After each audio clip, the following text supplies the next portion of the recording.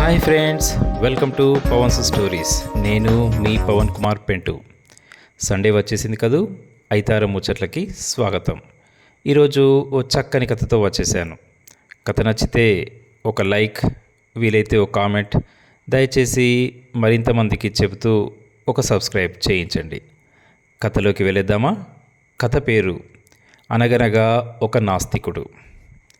అనగనగా ఒక ఊర్లో ఒక నాస్తికుడు ఉండేవాడు. భయంకరమైన నాస్తికుడు అండి. దేవుడు లేడని నమ్మేవాళ్ళే కదా నాస్తికుడు అంటే.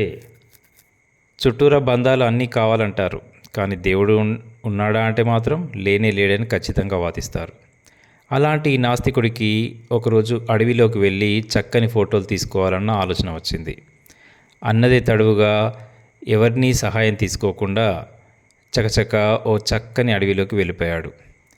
చక్కని అడవి, చక్కని చెట్లు, చిత్ర విచిత్రమైన పక్షులు, అలా గాల్లో అలా అడవిలో వెళ్తూ వెళ్తూ చక్కని ఫోటోలు తీసుకుంటూ లోపలి వరకు వెళ్ళిపోయాడు. మధ్యాహ్నం అయిపోయింది. ఇక తిరుగు ప్రయాణం చేద్దామని వెనక్కి తిరిగి ప్రయాణం మొదలుపెట్టాడు. ప్రయాణిస్తున్నాడు, కానీ వచ్చిన దారేదో తెలుసుకోలేకపోతున్నాడు.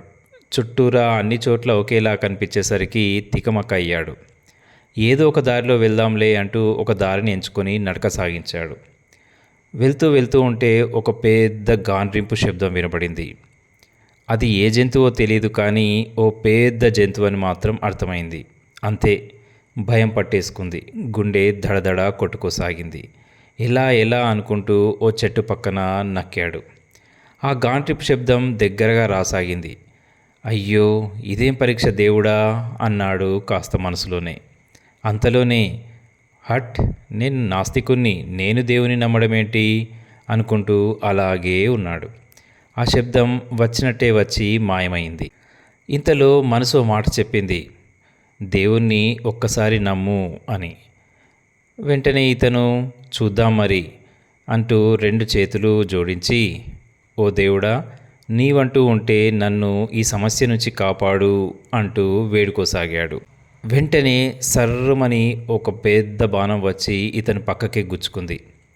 అదొచ్చిన వేగానికి, అది వచ్చి ఆ చెట్టుకు గుచ్చుకున్నటువంటి ఆ వేగానికి అతనికి ఒక్కసారిగా భయం ఇంకాస్త పెరిగింది. ఎవరు ఎవరు అనుకుంటూ గట్టిగా గావు కేక పెట్టాడు. చెట్ల మాటున చిన్న కదలిక. అది మనిషా జంతువా ఏదో తెలియట్లేదు. దేవుడా దేవుడా అనుకుంటూ ఉండగానే అందులోంచి ఒక వేటగాడు బయటకొచ్చాడు. వస్తూ రాగానే, ఏమయ్యా, ఇక్కడ ఓ చక్కని అందమైన కుందేలు ఇటుగా వచ్చింది, నీకు కనిపించిందా అని అడిగాడు వేటగాడు. అసలే భయంతో చెమటలు పట్టి ఉన్న నాస్తికుడు, కుందేలా, ఏది రాలేదే, నేను ఇక్కడే ఉన్నాను ఓ గంట సేపటి నుంచి అన్నాడు. ఏంటి ఇక్కడే ఉన్నావా, కానీ కుందేలు వచ్చుండాలనే అన్నాడు. లేదయ్యా స్వామి, రాలేదు అన్నాడు నాస్తికుడు. అరే, తప్పించుకుందే కుందేలు అంటూ వెళ్ళిపోసాగాడు వేటగాడు. ఓయ్ ఉండు ఉండు, నేను వస్తాను నీతో పాటు అంటూ అతని వెనకాలే పరిగెత్తాడు నాస్తికుడు. మీరెటు వెళ్తున్నారు అన్నాడు వేటగాడు. నేను ఇక్కడ ఫోటోలు తీద్దామని వచ్చాను, దారి తప్పిపోయాను అన్నాడు. భలే వాళ్ళే, నాతో తమాషా చేయకండి. మీరు వేసుకున్న డ్రెస్సు అది చూస్తూ ఉంటేనే మీరు పెద్దవాళ్ళని అర్థమవుతుంది. దారి తెలియకుండా అడవిలోకి ఎవరైనా వస్తారా, తమాషా చేయకండి అన్నాడు వేటగాడు నవ్వుతూ. లేదయ్యా బాబు, నిజంగానే నేను దారి తప్పిపోయాను, కాస్త దారి చూయించు అన్నాడు నాస్తికుడు. సరే అంటూ వాళ్ళిద్దరు నడుస్తూ ఉంటే, నువ్వెక్కడ ఉంటావు అన్నాడు వేటగాడిని. అదిగో ఆ కొండ మీద గూడెంలో మేముంటాం అన్నాడు వేటగాడు. ఎప్పుడు బాణాలు వేసినా 1-2 బాణాల్లో జంతువుల్ని పట్టుకునేవాణ్ణి. ఈరోజేంటో కుందేలు కనిపించి మాయమవుతూ ఇదిగో నీదాకా తీసుకొచ్చింది. అంతా శివయ్య లీల అన్నాడు వేటగాడు. వెంటనే నాస్తికుడు, శివుడా, ఎక్కడున్నాడయ్యా, ఉంటే నన్నింత సమస్యల్లో పడేసేవాడా, దేవుడే లేడు అన్నాడు గట్టిగా నాస్తికుడు. నడుస్తున్న వేటగాడు ఆగి వెనక్కి తిరిగి, అదేంటండి అంత మాట అంటారు, దేవుడు లేకపోతే ఇవాళ నిన్ని కలిసేవాన్నా అన్నాడు. అనగానే నాస్తికుడు, అదే దేవుడు ఉంటే నన్ను ఇంతసేపు బాధ పెట్టేవాడా, నన్నెప్పుడో దారి చూయించేవాడు కదా అన్నాడు నాస్తికుడు. వెంటనే వేటగాడు, ఒక మంచి హోటల్లోకి వెళ్ళారు. మీకు నచ్చిన భోజనాన్నంతా ఆర్డర్ వేసి తెప్పించుకుంటున్నారు. ఇప్పుడు మీకు ఆ భోజనాన్ని తీసుకొచ్చేది ఎవరు అని అడిగాడు. ఇంకెవరు తెస్తారు, ఆ హోటల్లో పనిచేసే వాళ్ళు తెస్తారు అన్నాడు నాస్తికుడు. అంతేకాని ఆ హోటల్ యజమానైతే మీకు అవన్నీ తీసుకొచ్చి పెట్టాడు కదా అంటూ ఒక చిన్న నవ్వు నవ్వాడు ఆ వేటగాడు. అంతే, ఆ నవ్వులోని పరమార్థం, అతను చెప్పిన జీవిత సత్యం అర్థమైపోయింది నాస్తికుడికి. ఆలోచిస్తూ నడుస్తూ ఉండగానే వేటగాడు, ఇదిగోండి ఇలా సీదా వెళ్తే మీకు కావలసిన గమ్యం దొరుకుతుంది, ఇక నేను వెళ్తాను అన్నాడు వేటగాడు.